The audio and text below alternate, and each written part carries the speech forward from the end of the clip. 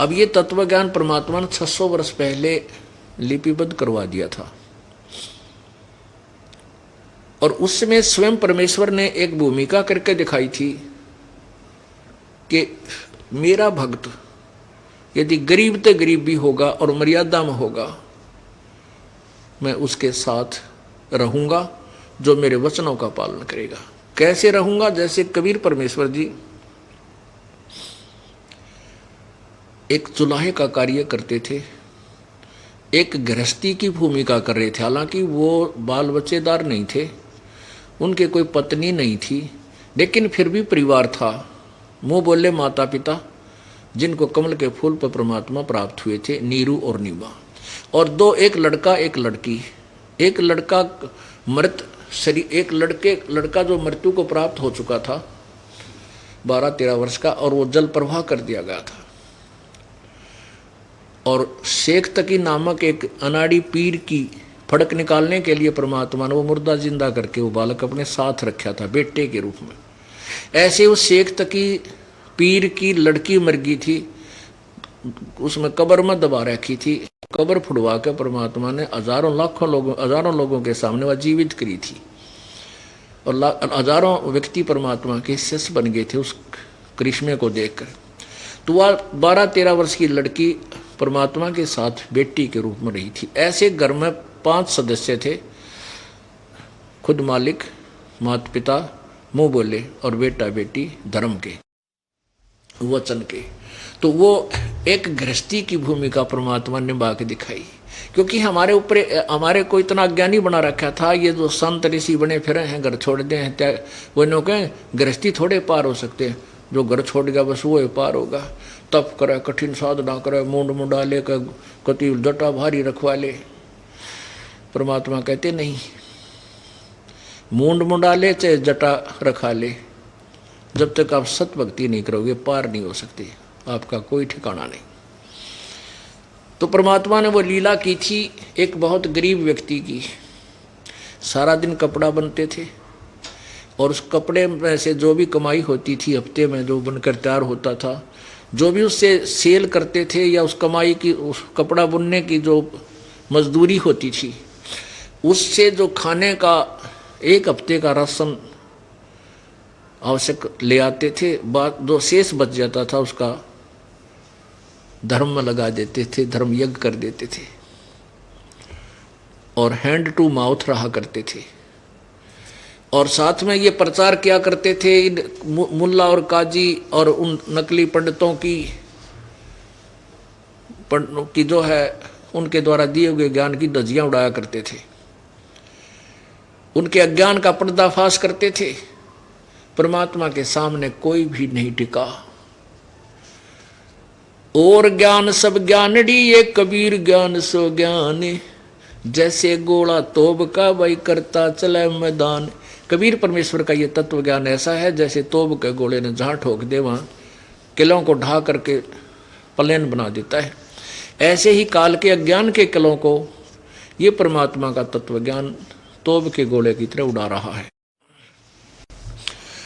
तो वो काजी और मुल्ला और पंडित और ये ऋषि जो अज्ञान प्रचार करते थे, परमात्मा के ज्ञान के समक्ष वो स्तब्ध रह गए।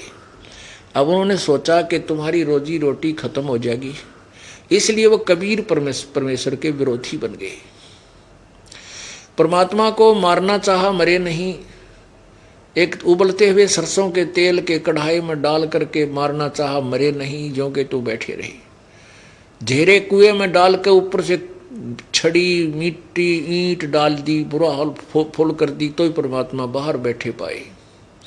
जब उन्होंने देखा कि ये किसी प्रकार भी ना तो ज्ञान से हार रहा है और ना ही ये मारे से मर रहा है, तो उन्होंने फिर एक मीटिंग करी कि एक ऐसा काम कर दें कि ये घर छोड़ कर भाग जा, इस नगरी ने त्याग दे, इसकी इतनी बेइज्जती करवा दो। उन्होंने क्या किया कि चिट्ठी लिख कर पूरे देश विदेश में, पूरे हिंदुस्तान में बहुत दूर तक भेज दिया, संतों के पास, मंडलेश्वरों के पास। पहले क्या होता था, एक एक संत 500-500 चेले रखा करता, 100-100। और वो जमात बनाकर चलता फिरता था। धार्मिक लोग थे, जहाँ भी वो मंडली आती थी लोग सेवा करते थे, पूजा करते थे, धन देते थे। उनकी कमाई के साधन बना रखे थे उन नालायका ने, भक्ति तो थी ही नहीं। तो उन सब के पास चिट्ठी लिख दी कि कबीर पुत्र नीरू और इस दिन से प्रारंभ करके 3 दिन तक भंडारा करेगा और मोहर असरफी ऊपर रख कर देगा, एक दोहर देगा। दोहर माने कंबल, जैसे आजकल ये सुंदर कंबल चल रहे हैं ना, बड़े गरम गरम से, ये विलायती से। तो उस समय दोहर जो होती थी, दोहर ऐसी सुंदर इतनी कीमती होती थी वो। उसमें लिख दिया कि प्रत्येक संत और जो भी उसका शिष्य आएगा उसके ऊपर एक असरफी वर्तमान में सोने की 5, 10, 14, 15 हज़ार की है।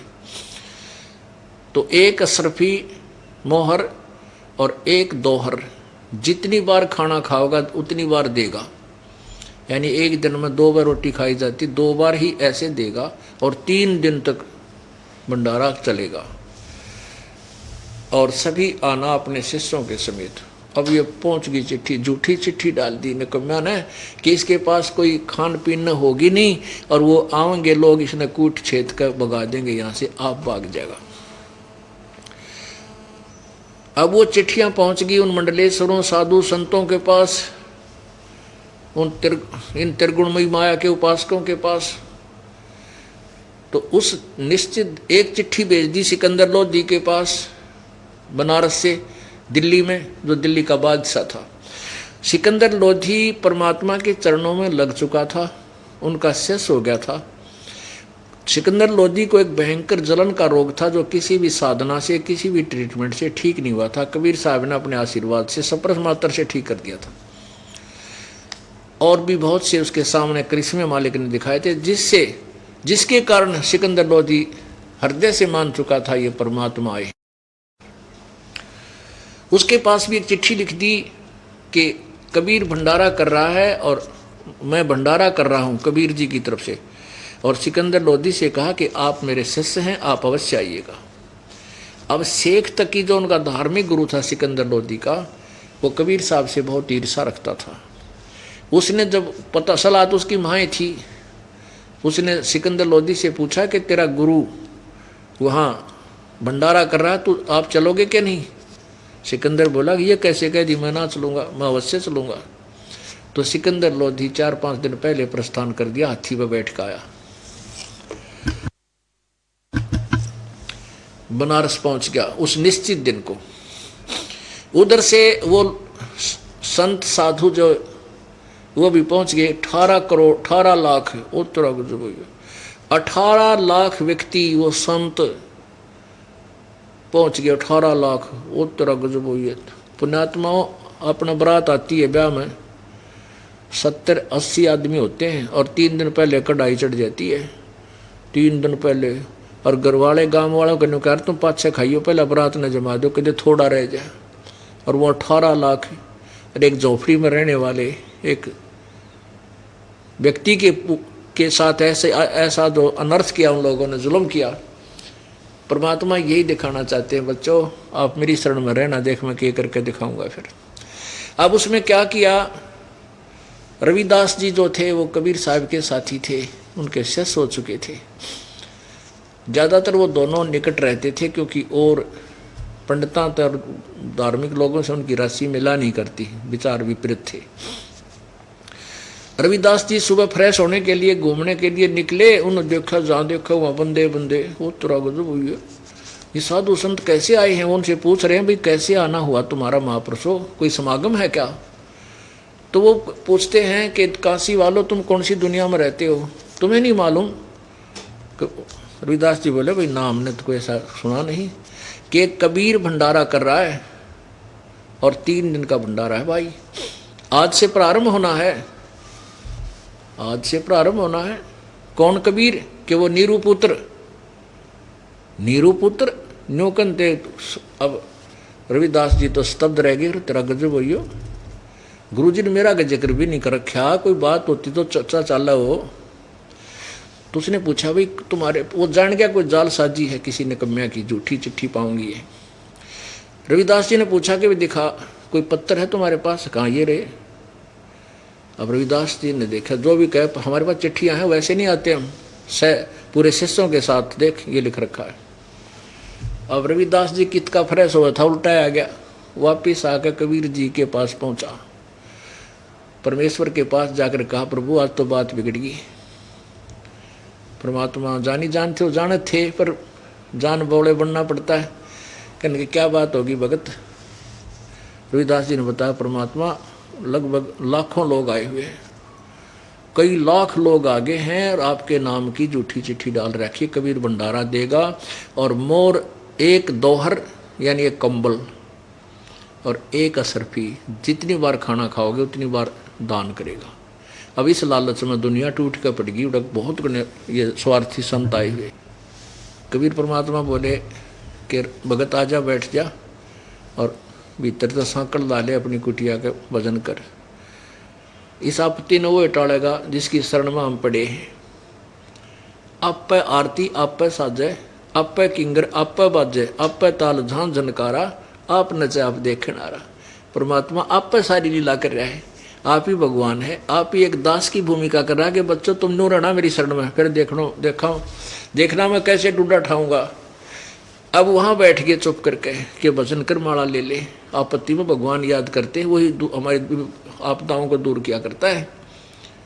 और आज की रात पूरी होने दे, रात में मैं भाग जाऊंगा अपने माता पिता बच्चों को लेकर के, हैं किस पे लेंगे भंडारा ये, बस आज का दिन पूरा होने दे और दरवाजा मत खोलना। उधर से परमेश्वर ने क्या किया, अपना ही अन्य रूप धारण किया, सतलोक में पहुंचे अपने निज घर में, अपने देश से। वहां से 9 लाख बैलों के ऊपर 9 लाख बैलों के ऊपर गधे जैसा बोरा डाल के थैला, 9 लाख बैलों के ऊपर सामान धर के पकाया पकाया, जलेबी लाडू कचौरी बर्फी दही बड़े रोटी हलवा पूरी सारे तरह की। और साथ में वहीं से कुछ आत्माएं लेकर आए उनके साथ। तो एक बंजारा होते थे पहले। बंजारे क्या होते थे कि बैलों के ऊपर थैले डाल कर ट्रांसपोर्टेशन करते थे। ट्रांसपोर्ट का उसमें यही मीडिया था, माध्यम था कि बैलों के ऊपर किसी मंडी से खांड भर लाते 100-150 बैलों के ऊपर, तो उसमें दूसरी में वहाँ बेच कर, वहाँ दूसरी वस्तु ना होती थी, दूसरी में से वहाँ से भर कर ऐसे, तो वो बंजारे बनज करते थे, सौदागर होते थे। ऐसे एक बंजारा रूप बनाया परमात्मा कबीर जी ने स्वयं, और केशव नाम धर लिया अपना कि मेरा नाम केशव है। और साथ में हजारों की संख्या में वो सतलोक से आए हंस आत्माएं, वो बंजारे यानी व्यक्ति जो सेवादार बन के आगे। और वहाँ काशी के चौपड़ के बाजार के अंदर बहुत बड़ा क्षेत्र था, पहले खाली स्थान था, वहाँ पर तंबू ला दिए बंदी छोड़ दें। और उन तंबुओं के अंदर न्यारे न्यारे आइटम, एक में कचौड़ी, एक में पूरी, एक में हलवा, देग के देग भर दिए ठाडे। और वो जो बंजारे आए थे वो लग गए उनको रोटी राम खिलाने, पूरी राम हलवा राम, और जय जयकार होगी। अब जो भी खावे उंगली चाटता रह जावे, होए होए, और गुणगान करे रहे, धन्य है कबीर की, धन्य है कबीर ने मौज मचा दी। और वो केशव ने उनको कह रखा कि जो भी रोटी खा के उठे एक दोहर और एक मोहर असरफी साथ देना, और वो बांट रही है। जय जयकार हो रही कबीर भगवान, कबीर व भंडारा हो तो कबीर कैसा करे, कबीर जैसा करे, भाई बड़ा भगवान आत्मा, भाई बहुत बड़ा सेठ है। अब उधर से सिकंदर लोधी पहुंच गया भंडारे में। अब भंडारे में जब पहुंचा, शेख तकी ने तो सोची थी कबीर तो भाग्या होगा और वो लोग गाड़ देते पाओगे जिनकी चिट्ठी गई है, हैं? और इस सिकंदर लोधी की आस्था कबीर जी से हट जाएगी और यो मेरा पक्का पुजारी हो जाएगा। और जब जाकर उस सिकंदर लोधी के साथ वो पीर भी आया था शेख तकी, जब उसने देखा वहाँ तो भंडारा के कमाल माच रहा है, वो तो हद हो रही है, तो वो तो बैठ गया कलेजा पकड़ के, अकर तेरा गजब हुई है, इतना गजब का भंडारा क्यों कैसे दे दिया उस एक टटपुंजी आदमी ने, गरीब व्यक्ति ने। अब सिकंदर लोधी ढूंढ रहा है भाई कबीर साहब कहाँ है। तो वहाँ के लोगों ने बताया कि हमने बेरा ना कबीर कहाँ है, पर एक सेठ बैठा है इस तंबू में। वो सिकंदर लोधी उसमें गया, उसने पूछा आप कौन है। सिकंदर लोधी ने पूछा आप कौन हैं, कबीर साहब के क्या लगते हो। तो केशव रूप में खड़े भगवान हुए और कहा राजन मैं कबीर का मित्र हूँ, पगड़ी बदल यार हूँ। उसकी मेरे पास एक संदेशा गया था कि एक छोटा सा भंडारा करना है, कुछ सामान लेते आइएगा। और वो शेख तकी जिसने सारा षड्यंत्र रचा था, उसने जब ये सुना कि इसने तो छोटा सा भंडारा कह रहे हैं, उसके तो और तन मन में आग लाग गई। रतरा गजब हुई हो। सिकंदर लोधी ने कहा कि वो कहाँ भगवान कहाँ हैं, मैं उनके दर्शन करना चाहता हूँ। तो और भी व्यक्ति कहने लगे हाँ हम भी उनके दर्शन करना चाहते हैं जिन्होंने ऐसे ठाट कर रखे, इतना बढ़िया भंडारा दिया है। तो सिकंदर लोधी कहा मैं जाता हूँ। तो दोनों पता चला कि वो तो अपने घर पर विराजमान है। अब केशव रूप में विराजमान परमात्मा केशव बंजारे रूप में कहता है कि उस परमेश्वर को आने की यहाँ क्या आवश्यकता, उनका दास जो बैठा है आ जाएंगे जब उनकी मौज होगी। सिकंदर लोधी कहने लगा मैं तो उनके दर्शन करके ही आहार करूंगा। इतनी जय जयकार, इतना बढ़िया भंडारा, जहाँ देखे वहाँ पर कहीं खीर खा रहा है, कोई हलवा खा रहा है, कोई पकौड़े खा रहा है, कचौड़ी खा रहा है, पूरी दही बड़े सारे बना रखे, और जलेबी लाडू ताजी ताजी कति गर्मा गर्म। तो सिकंदर लोधी हाथी पर बैठ कर के साथ में कुछ सैनिक साथ बॉडीगार्ड कबीर परमेश्वर की झोंपड़ी के पास पहुंच गए। और वहां जाकर के सिकंदर लोधी नीचे उतरा और कुंडी खटखटाई, पीछे से दरवाजा खटखटाया कि दरवाजा खोलो कबीर जी, दरवाजा खोलो प्रभु। अब रविदास जी कहने लगे परमात्मा ये तो यहाँ भी आगे दिखा है। कबीर जी बोले तू बोलना मत, चुप करके बैठा रहा, आप चले जाएं कुआड़ पीट के। तब सिकंदर लोधी ने कहा कि प्रभु आपका दास सिकंदर आया है दिल्ली से, आपका दर्शन करना चाहता है। सिकंदर परमात्मा ने कहा कि राजन मैं दरवाज़ा नहीं खोलूं, इन तो हद तो बात कर दी मेरे साथ। अन्य दिनों तो मेरे साथ बदतमीजी करते ही थे, और आज तो ऐसा कर्म कर दिया कि मैं इस काशी में नहीं रह सकूंगा और रात को भाग जाऊंगा। और मैं दरवाज़ा नहीं खोलूं राजन, वो तेरे साथ साथ वो निकम्मे भी आ जाएंगे यहाँ पर। और मेरे पास खाने को तो मुश्किल से आहार थोड़ा सा बचा है, मुश्किल से अपने माता पिता और इन बच्चों की परवरिश कर रहा हूँ, और उन्होंने झूठी चिट्ठी लिख दी है राजन, और लाखों लोग आ गए हैं, मैं कहाँ से आहार दूंगा। सिकंदर लोधी ने कहा कि प्रभु एक बार आपके दास को दर्शन दे दो, मैं नहीं रह सकता आपके दर्शन बिना, एक बार दर्शन दे दो। सिकंदर परमात्मा बोले खोल दे रविदास, भगत नाण दे भीतर, अंदर आने दे। मुकुट के समेत चरणों में गिर गया, नुकानो दंडोत प्रणाम की सिकंदर लोधी ने परमेश्वर के चरणों में, और कहा परमात्मा आप किसी और को बहका सकते हो, ये दास आपसे पूर्ण परिचित हो चुका है, आप पूर्ण परमात्मा हो। आप देखो तो चल के आपने के ठाठ कर रखे हैं, वहाँ पर सब जय जयकार हो रही है, आपके दर्शन के विलासी लोग आपका दर्शन करना चाहते हैं, और वहाँ आपने हर तरह की मिठाई जो कुछ खाने को मांग रहा उसके पास वही उपलब्ध हो रही है। प्रभु तेरी जय जयकार हो रही है, एक बार आप दर्शन दो उस मेले में चलकर। तब परमात्मा बोले ले भाई चलता है। अब ज्यों ही कबीर परमेश्वर अपनी कुटी से बाहर आए, आसमान से परमात्मा के ऊपर फूलों की वर्षा होने लगी।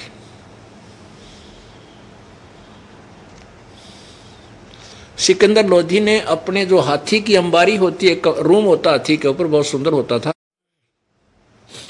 उसके चारों पल्ले ऊपर न उठवा दिए, खाली अंबारी रहेगी, ऊपर छत जैसे छतरी सी होती है, खोखा टाइप,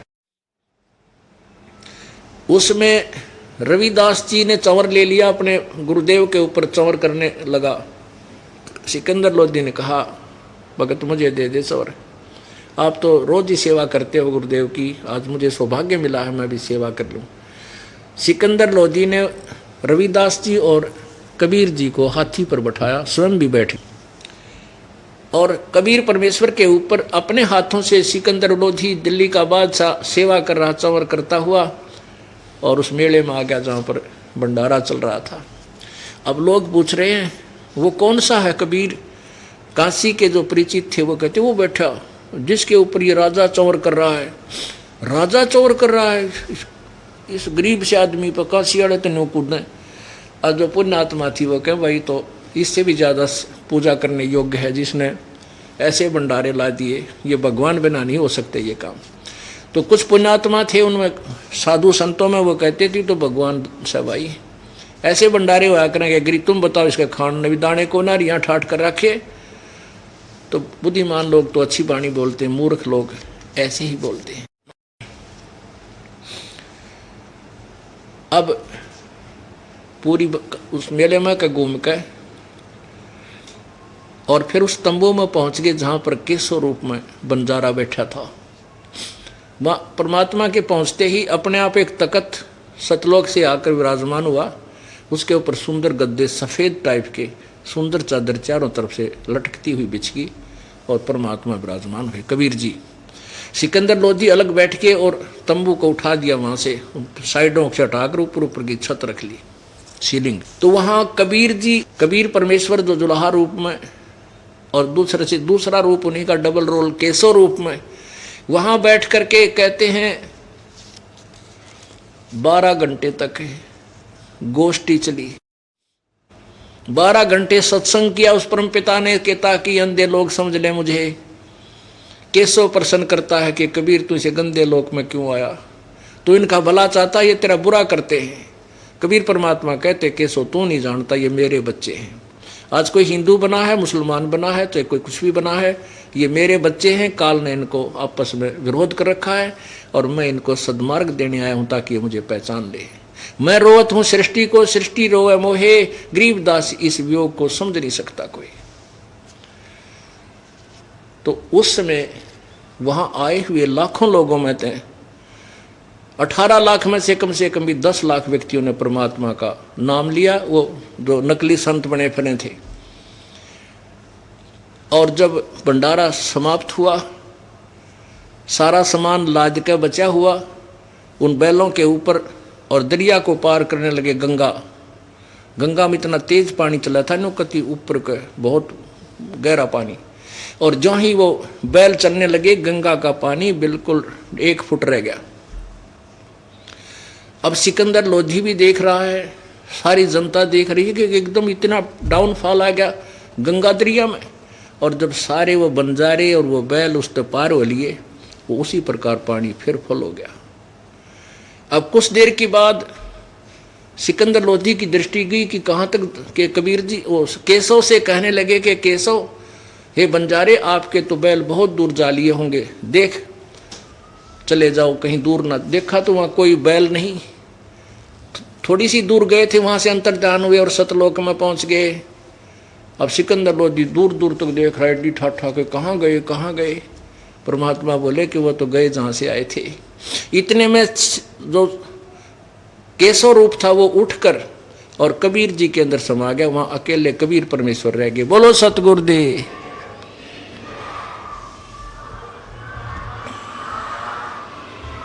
सत साहिब।